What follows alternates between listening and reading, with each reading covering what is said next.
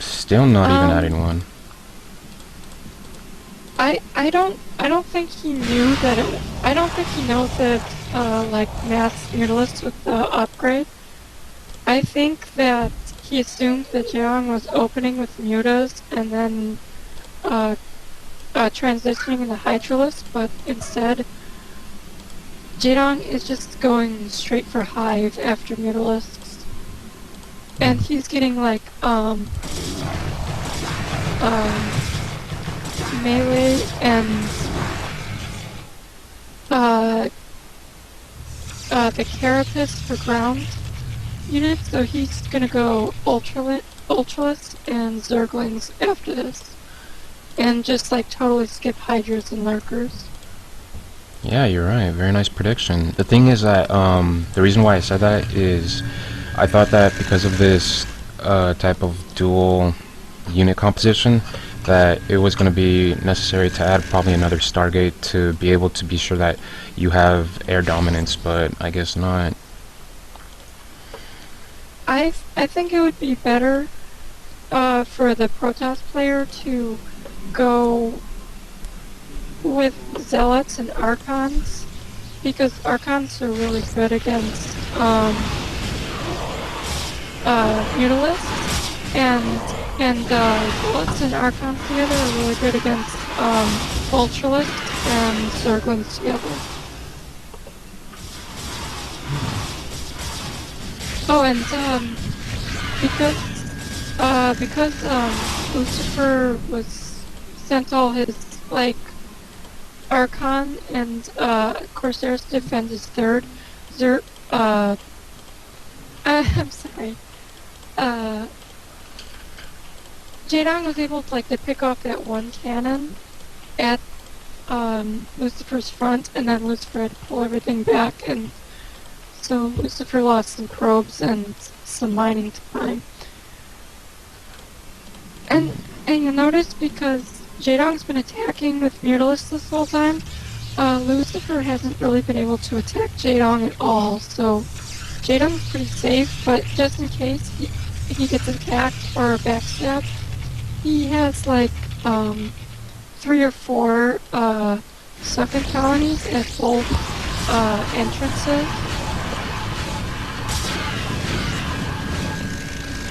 And then in his fourth base, he has 2 sunken colonies and a Nidus Canal in case Lucifer does a Dark Templar drop. Yeah, you're right, and Lucifer tried to go out with Shuttle, apparently not speed upgraded, but was still stopped with enough Scourge that came out after an initial Mutalisk support, so he's just gonna have to take up half the map if he can. Oh, at the 12 position, there's these 2 Zealots, and they stopped, and Jaedong tried to take the free expansion, but Lucifer was covering it, so that was kind of good. Oh, and Jaedong's actually really taking advantage of the fact that Lucifer's really behind on economy and units. So he just sent a bunch of Zerglings in with the crackling upgrade to just kill this 4th base, basically, yeah. And Lucifer's trying to do what he can, sending a DT over here at the 6 o'clock, if I remember correctly. Yeah, 6 o'clock base. Gonna be denied by Speedlings coming in. Finally got his +1 melee attack. Gonna try to re-expand so that way he can safely get back into this game. Getting more DTs. Still has the air dominance, it seems. I can't seem to see his Corsairs. Were they actually all killed? Oh no, there's only 3 left. Never mind. Jaedong's been attacking them whenever they came out with, because you can see Jaedong has that +1 carapace, and so the Corsairs actually take an extra hit to kill the Scourges, so That's how he's able to keep his... Like, look at these Scourges killing this Overlord right now.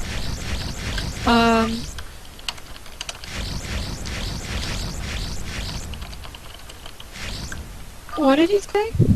Oh, Alva messaged me saying that that's the 9 o'clock, the base that I called the 6 o'clock base. And I just told him, shut up, I'm bad with the timer thing. I'm not, like, memorized seeing it very well. Okay, and now, it's like 14 minutes into the game, and Jaedong has his Ultralisks out, so that's a pretty good time.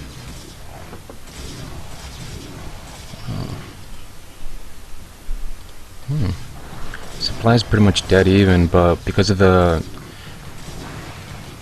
Wow, actually it does kill everything. Sorry, go ahead. There's just not much,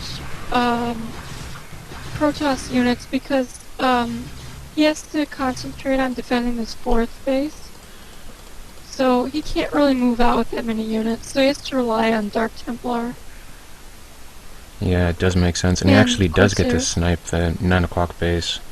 Thank you all for making a fool out of me on my stream, but then again, I do a pretty good job myself doing that. Okay, and Jaedong is just gonna double expand to the 12 o'clock and 3 o'clock position.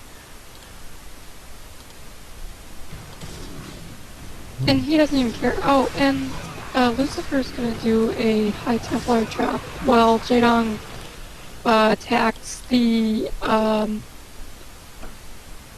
like, 7:35-ish position. Oh, Jaedong's able to... Jaedong loses, like, let's see, 7 drones so far? Yeah, 7 drones. Yeah, and then he lost, like, 10 total so far.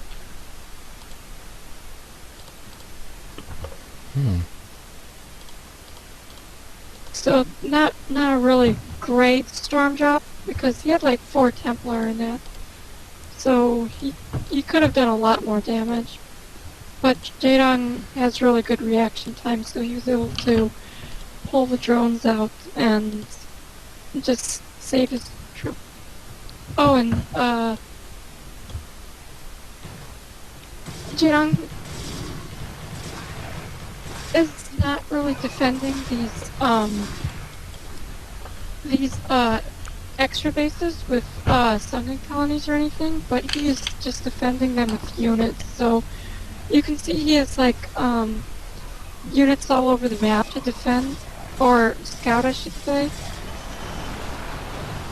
And so he's able to kind of just watch the minimap and then send units where they need to go. And meanwhile, he used a defiler to break through this 7:35-ish position, and he's gonna take down this Nexus. And that's...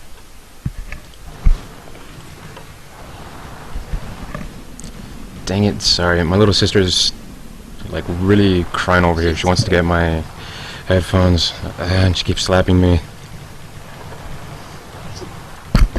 Now I can hear her. She's really cute. Yeah, she is, but she's such a pain sometimes. Emily, no, what are you doing? No, let that go. Emily, come on, give me a break.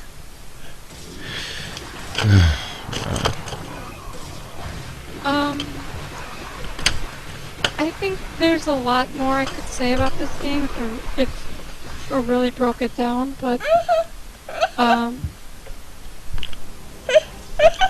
basically, just Jaedong's strategy was just basically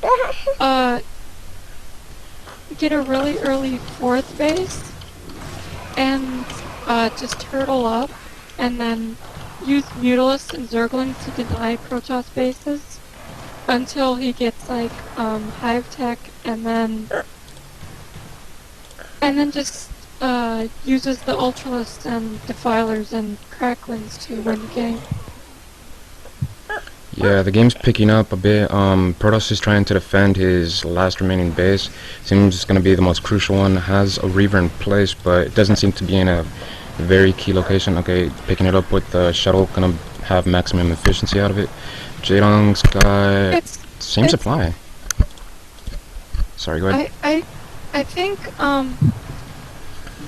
against that many ultralists you can't really defend much with one Reaver. And the Nexus goes down. I mean, no. Yeah. I mean, wait. Alright. So even though Jaedong lost all his ultralists, it was a pretty good trade because Protoss lost both Nexus or Nexi, whatever the plural of Nexus is. So the Protoss is only mining from the 6 o'clock position, and he's barely mining from his natural. So he's like really broke right now.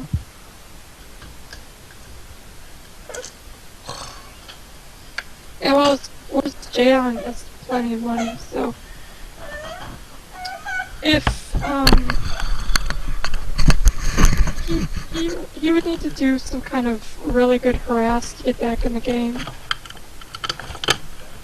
Because the Protoss, even though he has a really bad economy right now, he has a pretty substantial army in the middle of the map.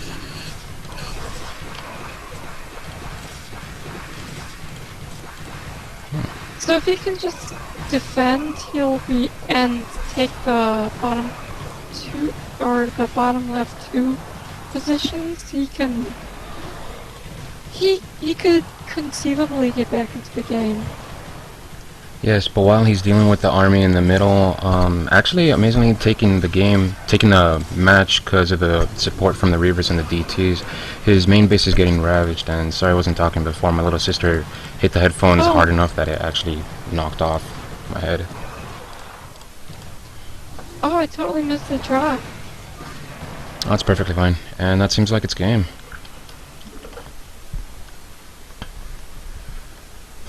Okay.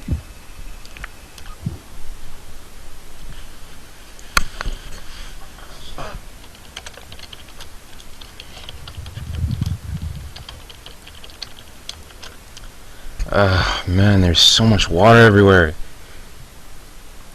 You know, I shouldn't have had a water bottle next to me. Sorry, say what? Why is there so much water? I had a... Yeah, she is funny. I had a water bottle next to me because I've seen and heard commentators always have like some sort of liquid. Like, for instance, Sale has his grapes and whatnot, and Tasteless and Artosis, when they were casting the GOM TV and whatnot, have water bottles like right there next to them, so that way they could replenish their parched throats after hours of casting. And she was mad that I didn't let her type on the keyboard, even though she still got to, and she hit me hard enough that the speakers and my headphones and my mic knocked off my head, and it pulled down the water, and it's all over my lap. And I'll be right back.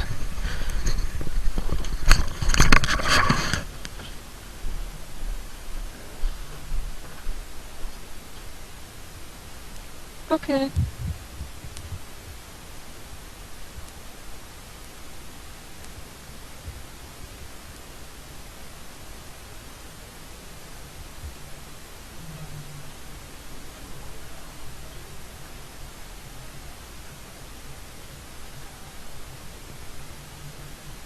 Alrighty then.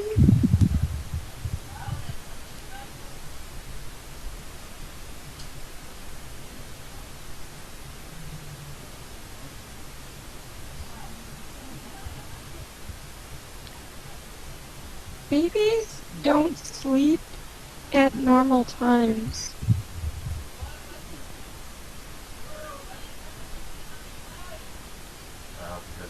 They like sleep in the day and then they wake up at night and scream all night.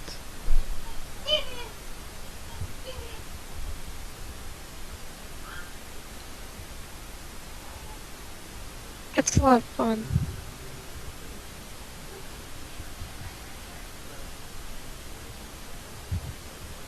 So, shame on you. for your lack of baby knowledge.